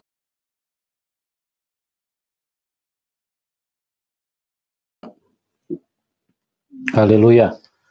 Ya teman-teman, ini mohon maaf sedang terputus dengan narasumber karena mungkin ada gangguan sinyal ya. Oke, nanti tolong segera disambungkan kembali dengan narasumber agar ini. Ya, oke. Halo. Ya, Ibu Ulfa sempat putus tadi. Iya. Terus lanjut cerita, suami saya ditaruh saja di, iya suami saya pastor, suami saya hanya ditaruh di ruang tamu tanpa pengobatan apa-apa. Di situ saya menyesal kenapa saya tidak punya kuasa atas dia. Harusnya dia dibawa ke ICU supaya dia di situ ada pengobatan, ada perawatan. Sampai dokter bilang buat saya waktu mau kasih keluar, ibu jangan kasih keluar. Bapak punya otak ini bagus sekali, masih bisa diobati, masih banyak kemungkinan untuk Bapak sembuh. Kenapa ambil keputusan yang sepihak? Nah, saya kembalikan untuk keluarga besarnya. Akhirnya dibawa pulang ke rumah, tanggal 1 Januari lagi rame-ramenya orang merayakan tahun baru, suami saya meninggal. Akhirnya suami saya meninggal. Itulah awal mula saya benar-benar berada dalam kasih Tuhan. Waktu suami saya meninggal, kakak tertuanya, saudara terkasih ya, yang Tuhan Yesus kasihi, saudara tertuanya tidak ada di tempat. Dia lagi di Makassar. Di telepon tidak ada yang tidak ada itikat baik untuk dia kembali. Akhirnya meninggal pun sampai selesai perayaan hari 1 sampai 9 itu kakak ipar saya tidak datang. Akhirnya jadilah perpecahan dalam keluarga mereka antara saudara-saudaranya sendiri. Saya waktu itu tidak ada campur di situ karena saya lagi berduka. Saya berpikir saya harus membiayai anak 4 saya ini bagaimana. Saya harus menghidupi mereka bagaimana. Sedangkan suami saya sudah tidak ada, walaupun kadang-kadang dia menyakiti saya, tetapi setidaknya dia punya sumber untuk saya. Dia sudah tidak ada. Lalu akhirnya saya tidak pusing mereka mau marahan, mereka mau saling mengutuk atau saling mencaci maki, saya tidak peduli urusan mereka bersaudara. Lalu begitu saya waktu setelah hari suami saya punya hajatan selesai, mulai dari hari meninggal sampai hari 40, hari 100, hari 120, semua selesai, itu dibiayai oleh uang sedekahnya dia. Keluarga besarnya nanggung, tapi ya itulah, mau dibilang apa kalau nanggungnya cuma sekian gini, sekian gitu, sedangkan saya butuh biaya banyak untuk dia punya biaya pemakaman, biaya hari-harinya. Terus setelah ini saya makan apa, anak-anak saya makan apa. Kakak saya waktu datang untuk hari 7 dia bilang gini, ini ngapain sampai mesti bikin perayaan seperti ini, nanti setelah ini kamu makan apa, anak-anak kamu bagaimana, tidak bisa simpan-simpan uang kah, karena ramai sekali, saudara-saudara terkasih, ramai sekali dirayakan, pokoknya makanan itu nggak bisa dibilang lagi. Lalu saudara terkasih, saya percaya, saya sekarang walaupun mereka tahu saya Muslim, tapi saya percaya hati saya Tuhan ada bersama saya tidak pernah takut untuk menghidupi anak-anak saya. Saudara terkasih dalam Tuhan Yesus, itulah perjalanan singkat tentang saya bersama-sama dengan suami saya. Sekarang saya berbicara selanjutnya tanpa suami saya, yang sekarang yang dibilang kalau tanpa suami enak mungkin ya, disayang oleh keluarga besar, disayang sama tetangga, disayang sama, pokoknya disayang-sayang lah, karena saya sudah notabene mualaf, terus tidak punya suami, berarti saya pasti disayang-sayang lah. Tapi itu tidak terjadi bagi saya, saudara terkasih, karena Tuhan tidak mengizinkan saya bahagia. Itulah yang pernyataan mama saya. Saya pegang itu, Tuhan, saya bersyukur bahwa itu terjadi, karena saya kalau terjadi saya diinak-inakin berarti saya lupa. Itu. Jadi itu terjadi bagi saya, keluarga besar saya, waktu saya mau selesai hari perayaan itu, hari-hari kematian suami saya selesai, kebetulan tetangga saya ada, dia kerja di Sorong, jualan di Sorong.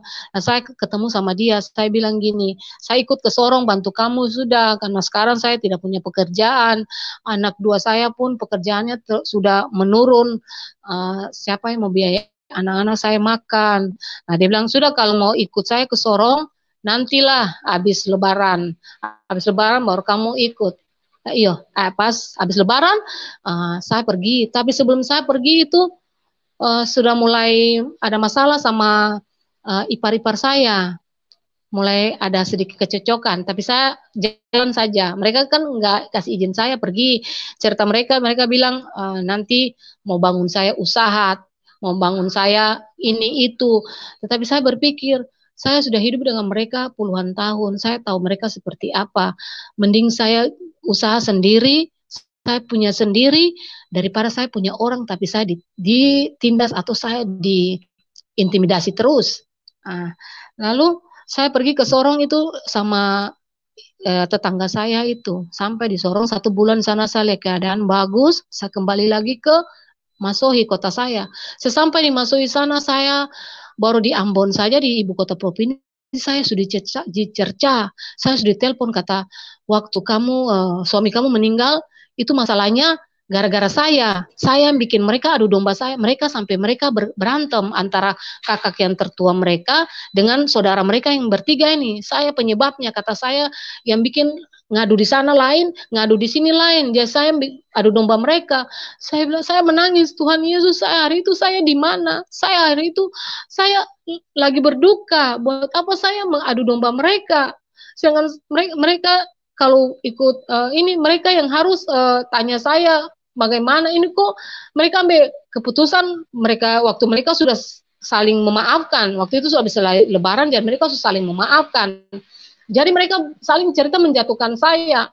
Jadi saudara terkasih dalam Tuhan Yesus, pas sampai di kota Masohi, saya barang-barang saya, baju-baju muslim saya baju muslim tuh banyak sekali. Lalu saya bagi-bagi, saya gantung saja di depan pintu situ. Di depan pintu saya bilang, mari siapa yang pilih, ambil sudah. Saya mau ke Sorong. Kalau ke Sorong sana ngapain sudah, saya mau pakai baju begini. Nah, saya mau pakai baju-baju begini buat apa? Palingan di sana tuh saya mau goreng pisang, saya jual nasi kuning, ya saya ada baju-baju rumah. Terus saya kasih mereka semua barang-barang saya bagi, tidak ada barang-barang satupun karena saya emosi karena dengar mereka memfitnah saya. Saya bagi semua barang-barang saya. Saya bagi-bagi semua barang-barang saya. Halo, ya saudara terkasih dalam Tuhan. Lalu setelah itu saya kembali lagi ke Papua. Saya kembali ke Papua, tetapi saya masih bekerja sama tetangga saya ini. Selama saya bekerja di situ 9 bulan, penghasilan saya puji Tuhan baik sekali. Saudara terkasih dalam Tuhan Yesus, saya hanya menjual nasi kuning sama buat roti. Saya jual, saya membiayai anak saya mengirim uang untuk anak-anak saya. Dari situlah penghasilan saya menafkahi anak-anak saya dari hasil jualan itu. Seterusnya ada satu di mana titik, saudara terkasih dalam Tuhan, titik di mana saya tidak tinggal lagi bersama tetangga saya itu. Karena waktu itu ada masalah sedikit. Kebetulan waktu saya lagi nyuci di sumur, ibu pendeta lewat di pinggir rumah, pinggir sumur itu, saya manggil, Bu Pendeta, saya bisa curhat, saya bisa berbicara Ibu Pendeta sebentar, boleh. Lalu saya bilang saya mau butuh pelayanan doa karena di sini saya seperti jauh dari Tuhan. Lalu beliau bilang ke rumah aja, nanti besok ke rumah aja. Akhirnya saya ke rumahnya malam itu, besok malamnya saya ke rumah Ibu Pendeta. Sampai di rumah saya cerita, saya bilang saya mengenal Tuhan, saya mengasihi Tuhan sudah lama. Memang saya aku itu, saya bilang seperti itu. Tetapi Ibu Pendeta bilang kalau seperti itu, Ibu Dewi mau pelayanan, nanti balik hari Sabtu, supaya saya kumpul pelayan-pelayan gereja dulu, supaya ini mereka bisa doakan. Tetapi Tuhan bekerja buat saya. Saya tidak jadi pergi karena mulut saya semua kena sariawan. Saya mau berbicara bagaimana mulut saya pecah-pecah semua. Jadi saya tidak jadi pergi. Lalu saya kasih sembako, suruh anak piara saya bawa, bilang sama Ibu Pendeta bahwa Mama tidak jadi pergi karena Mama sakit. Lalu timbullah masalah di situ. Ini Ibu Pendeta ini salah omong, bukan salah omong. Beliau cerita sama tetangga kami bahwa Mama Dewi ini ada curhat, mau minta pelayanan. Tapi tidak salah Ibu Pendeta bicara seperti itu, tapi salahnya di tetangga saya. Dia cerita sama tetangga yang bawa saya dari Ambon ini, dari Masohi ini, dia kan Muslim. Akhirnya jadi masalah di situ, masalah besar. Dia pulang, dia cerita buat keluarga besar saya, keluarga besar suami saya. Mereka tidak marah, sebenarnya mereka tidak marah saya.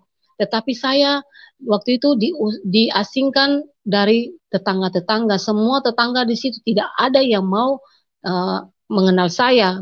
Mereka lihat saya seperti lihat kotoran anjing.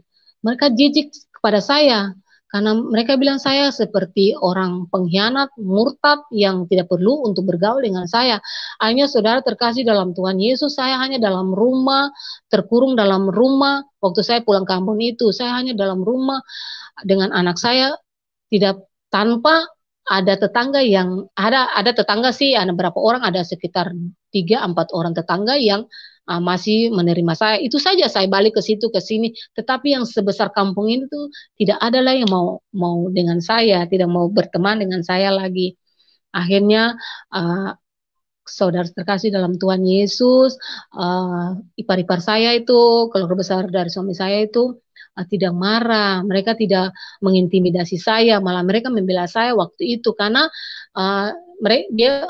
ini ibu yang bawa saya ke Papua itu bilang kata saya melakukan kegiatan gereja di kampung itu. Saya bilang memang saya minta pelayanan doa, tetapi saya tidak melakukan kegiatan gereja saat itu di kampung itu. Saya tidak pernah masuk gereja ataupun kegiatan ibadah apapun belum pernah saya lakukan di situ.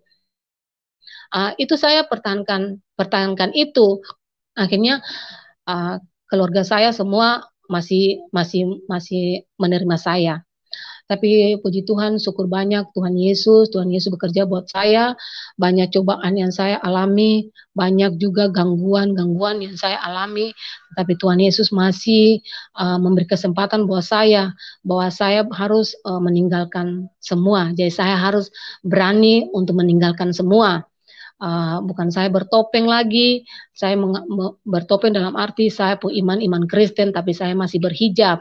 Lalu akhirnya saya ke Papua mempunyai usaha sendiri. Saya bangun walaupun hanya di Papua itu saya hanya goreng pisang, buat nasi kuning sambil jualan sembako sedikit-sedikit. Tapi puji Tuhan, saya bisa membiayai anak-anak saya bisa mencukupi makan minum mereka, pakai mereka, karena saya percaya kuasa Tuhan luar biasa. Terus saudara terkasih dalam Tuhan, sampai 2017 terakhir itu saya punya hubungan putus sama keluarga besar suami saya. Anak-anak saya yang tertua dibaptis, dia minta baptis sendiri. Tanpa saya suruh baptis, dia minta baptis sendiri. Dia minta baptis di tahun 2010. Waktu itu suami saya masih ada karena dia mendengar sendiri banyak tentang Tuhan Yesus. Akhirnya dia minta baptis, saya minta dibaptis. Akhirnya pelayanan doa, pelayanan pelepasan, hanya anak saya yang tertua dibaptis. Puji Tuhan. Berjalannya waktu lagi saya saya mengalami banyak masalah, banyak kekurangan saya, tapi kekurangan saya itu rasanya kayak enteng-enteng saja, tidak seperti kemarin-kemarin saya alami itu. Itulah hebatnya Tuhan, kalau Tuhan ada di pihak kita, masalah sebesar apapun tidak ada artinya. Kadang-kadang anak-anak mau minta ini, mau minta itu, saya belum punya, saya belum ada, tetapi puji Tuhan, tetap saya bisa, walaupun hanya dengan usaha yang kecil, saya bisa membiayai mereka. Tahun 2018, anak saya yang nomor kedua, Arul, yang banyak nanya itu tentang Tuhan Yesus, dia dibaptis tahun 2018. Lalu kemarin tahun 2020 ya, 2020 akhir Desember, anak saya yang ketiga dibaptis juga. Dan anak saya yang pertama, yang kedua dan yang ketiga sekarang melayani di salah satu gereja, menjadi lighting sama main musik juga. Puji Tuhan, Tuhan berkarya buat saya luar biasa. Satu lagi yang jadi beban saya waktu itu, saya mau sedikit bicara buat saudara-saudara terkasih dalam Tuhan. Saya mau saudara melihat bahwa sangat baik. Tuhan Yesus itu terlalu baik, teramat baik Tuhan Yesus. Kasih setianya tidak pernah habis bagi kita. Saya ingin kesaksian saya ini bagi mualaf-mualaf, kalian lihat, kalian pandang Tuhan Yesus. Karena Tuhan Yesus tidak pernah meninggalkan kalian. Tuhan Yesus selalu menunggu kalian setiap saat. Tuhan Yesus memanggil. Kalau contoh saya waktu itu namanya Betty, waktu saya Kristen, Tuhan Yesus tidak memanggil saya Dewi karena nama Muslim saya Dewi. Tuhan Yesus memanggil saya Betty, Betty belum pulang lagi. Tuhan Yesus kangen, Tuhan Yesus rindu. Itulah seperti Tuhan Yesus. Tuhan Yesus tidak pernah mendendam apa yang kita buat. Tuhan Yesus selalu mengasihi kita. Ingat saudara, kasih karunia Tuhan semakin hari semakin berkurang, waktu-waktu Tuhan semakin sempit. Pikir pakai logika. Saya berpikir pakai logika waktu itu, dan logika saya jalan waktu itu di tahun 2000 berapa itu 2005 apa itu, kakak ipar saya nelpon saya gini, dia marah-marah saya. Kakak ipar saya itu dia kerja sebagai salah satu aparat, dia orangnya namanya juga aparat ya, dia kasar, dia emosional. Dia telepon saya, dia bilang gini, kamu itu masuk Muslim menyangkal Tuhan Yesus, mati mau masuk neraka ya. Dia bilang seperti itu. Dia bilang ke Bapak Ino, enggak juga mau, sama saja waktu itu, waktu saya belum dibaptis itu, sama aja mau. Sama bagaimana? Kamu itu lihat itu. Lihat apa? Kalau kamu tahu sebenarnya Yesus itu tempatnya, Tuhan Yesus itu tempatnya sudah di surga. Dia yang menyelamat kita, dia menyiapkan tempat buat kita di surga itu. Lalu sekarang kamu percaya untuk seseorang yang tidak tahu di mana. Itu maksudnya apa kayak Bapak Ino? Iya tuh, lalu kamu itu sembahyang, sholat, kamu berada di dengar setelah doa sholat itu kamu doa ajan itu setelah dengar doa ajan kamu tidak pernah tahu artinya. Tapi saudara terkasih dalam Tuhan, saya mulai mencari, saya lupa ayatnya, tapi saya ingat dengan bahasa Indonesia bagian akhir itu saya dapat di situ. Saya baca di terjemahannya. Saya tidak baca, saya tidak pintar untuk menghafal ayat-ayat Al-Quran itu. Saya hanya baca di tafsiran, di situ dibilang begini, angkatlah dia di tempat yang maha tinggi, tempatkanlah dia di tempat yang maha tinggi, karena engkau Tuhan, karena engkau Allah yang maha suci, maha mulia, yang tidak pernah ingkar janji. Lalu saya berpikir, aduh gimana itu? Kalau sekarang saya berdua, saya minta Tuhan, angkatlah dia, taruh dia, baru sekarang di mana orangnya? Lalu kalau saya tidak tahu orangnya di mana, terus saya mau di situ saya bagaimana? Disitulah kontra terjadi antara saya. Saya semakin terpuruk di situ, iman saya semakin kepercayaan saya semakin menjadi-jadi di situ. Saudara terkasih dalam Tuhan Yesus, itu sebagian kesaksian saya. Saya berharap semua mendapat berkat dari kesaksian saya, karena semata-mata saya berbagi ini untuk kemuliaan nama Tuhan, agar Tuhan dimuliakan, karena Tuhan Yesus sungguh besar, kasih setianya tidak pernah habis, Tuhan Yesus luar biasa, Tuhan Yesus is the best. Saya sampai sekarang walau hanya jualan pisang goreng, jualan nasi kuning, dan hanya punya kios kecil, saya bisa membiayai anak-anak saya bisa mencukupi makanan minum anak-anak saya, malah kadang-kadang anak saya yang tertua bisa pakai HP iPhone 10 yang tidak dipakai orang anak-anak yang punya orang papa, punya mama, yang punya punya pekerjaan yang baik, tapi anak saya bisa pakai iPhone 10 karena itulah kasih karunia Tuhan bagi saya. Tuhan luar biasa, Tuhan Yesus dahsyat, Tuhan Yesus tidak pernah menutup pintu berkat bagi saya. Saya percaya saudara yang terkasih dalam Tuhan Yesus, saudara-saudara saya yang di seberang, yang menonton ini, yang melihat ini, akan membuktikan seperti saya, bahwa Tuhan Yesus ada dan Tuhan Yesus akan memilih saudara. Ingatlah Tuhan Yesus itu Tuhan yang luar biasa.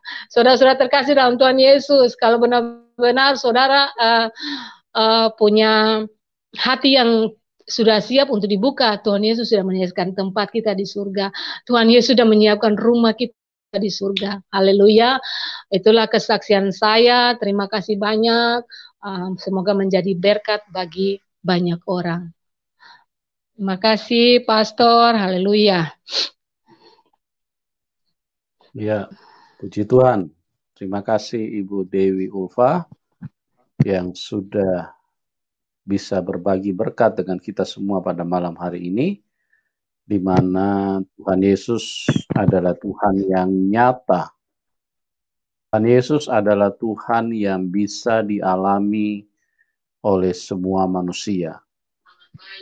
Itu sebabnya Ibu Dewi Ulfa kembali kepada Tuhan Yesus karena dia bukan huruf-huruf yang dibukukan, tapi dia firman yang dibukukan. Dan karena dia firman, makanya firman itu hidup dan berkuasa. Jadi apa yang tertulis di dalam firman itu sangat nyata dan bisa dialami oleh semua manusia. Ini suara siapa yang dubbing ya? Ya. Ya, Ibu, mungkin YouTube-nya dikecilin dulu, Ibu. Halo, Ibu. Iya, Pastor. Dulu, ya. Oke. Ya, teman-teman, Tuhan Yesus adalah Tuhan yang nyata yang dialami, ya. Bukan cerita dongeng, bukan cerita omong kosong yang hanya memberatkan tas kita karena ditulis di dalam buku, tapi dia benar-benar firman. Dan dia firman yang menjadi manusia, dan firman itu adalah Tuhan sendiri, perkataan Tuhan sendiri, dan perkataan Tuhan sendiri tentu berkuasa, dan itulah yang disaksikan oleh Ibu Dewi Ulfa. Jadi sesuatu yang memang benar-benar nyata. Jika Anda ingin mengalami dan mengenal Tuhan yang benar, maka kembali kepada Tuhan Yesus, atau terima Tuhan Yesus, atau percaya kepada Tuhan Yesus. Tidak ada Tuhan selain Tuhan Yesus Kristus. Dialah satu-satunya Tuhan. Dialah yang menyelamatkan manusia. Dialah yang maha baik itu, ya. Dia tidak pernah marah-marah, emosi waktu narasumber Ibu Dewi Ulfa meninggalkan dia. Tuhan Yesus tidak pernah marah-marah. Tuhan Yesus tidak pernah datang kemudian tabokin si Dewi Ulfa. Kurang ajar kamu, ya. Kamu tinggalkan aku, kamu permalukan aku. Ya, itulah Tuhan yang benar, Tuhan yang tidak emosian. Tuhan itu tidak pernah mengajarkan kekerasan, Tuhan tidak pernah mengajarkan untuk tumpahkan darahnya Dewi Ulfa karena sudah meninggalkan dia. Tidak pernah. Ya. Tuhan yang baik itu adalah Tuhan yang merangkul, Tuhan yang menyelamatkan. Kasih-Nya tidak mungkin bisa dibantah, teman-teman.